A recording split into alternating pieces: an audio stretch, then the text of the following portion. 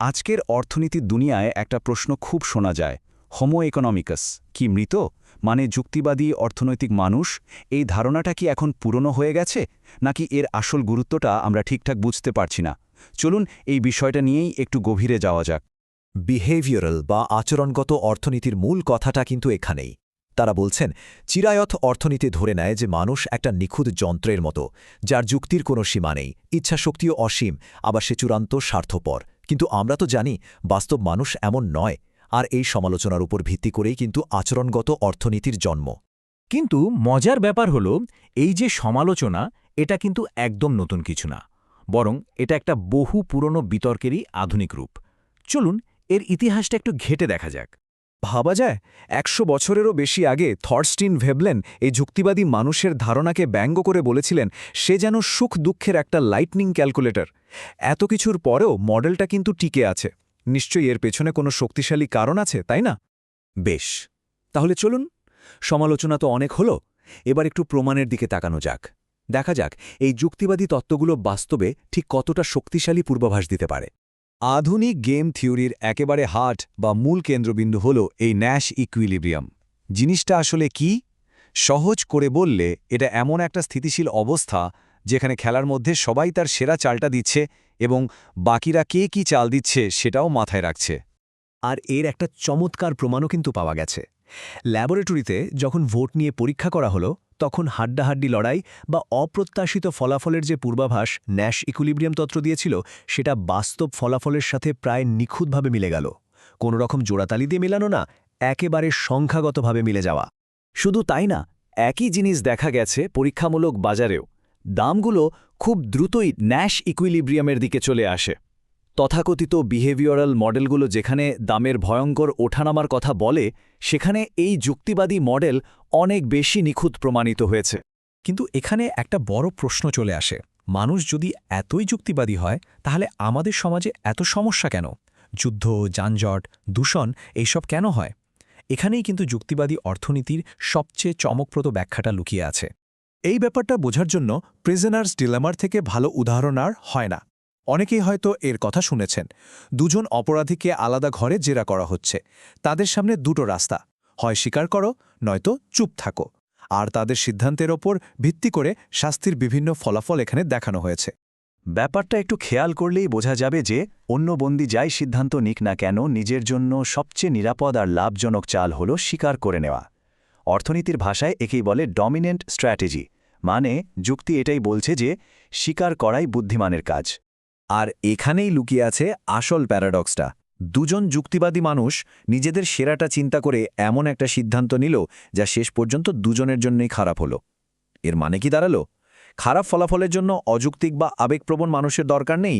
ব্যক্তিগত যুক্তিই অনেক সময় সামষ্টিক ব্যর্থতা তৈরি করতে পারে। এই একই লজিক কিন্তু আমাদের প্রতিদিনের জীবনেও কাজ করে। যেমন অফিস টাইমে ট্রাফিক জ্যাম। আমার একার জন্য গাড়ি নিয়ে বের হওয়াটা যুক্তিসঙ্গত, কিন্তু সবাই যখন এই একই যুক্তি মেনে চলে, তখন পুরো শহর অচল হয়ে যায়। কিংবা ধরুন কোনো থিয়েটারে আগুন লাগলে আমার নিজের জন্য আগে বের হওয়ার চেষ্টা করাটা যুক্তিসঙ্গত, কিন্তু সবাই সেটা করলেই ভয়াবহ বিপদ ঘটে। আচ্ছা, এবার চলুন আরেকটু অদ্ভুত একটা দিকে যাওয়া যাক। আমরা তো ভাবি মানুষ যত ভালো হবে, পরোপকারী হবে, সমাজে ততই মঙ্গল।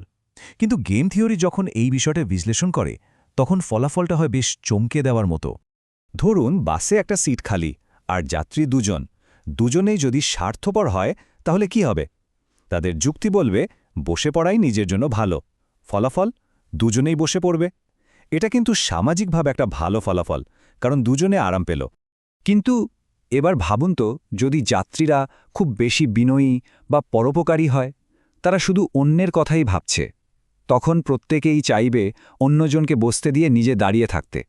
আর এর যুক্তিসঙ্গত ফলাফল কি? দুজনেই দাঁড়িয়ে রইল, মানে আগের থেকেও খারাপ একটা অবস্থা তৈরি হলো। ব্যাপারটা অদ্ভুত না? এখানেই আসল টুইস্ট। মানুষের পছন্দ যখন স্বার্থপরতা থেকে পরোপকারিতায় বদলে গেল, তখন পুরো সিস্টেমের ভারসাম্যটাই এমনভাবে পাল্টে গেল যা শেষমেশ সবার জন্যই খারাপ হলো। তার মানে সবসময় বেশি পরোপকারিতা মানেই ভালো ফলাফল নয়। তো এবার আসা যাক শেষ এবং সম্ভবত সবচেয়ে বড় সমালোচনাটার দিকে।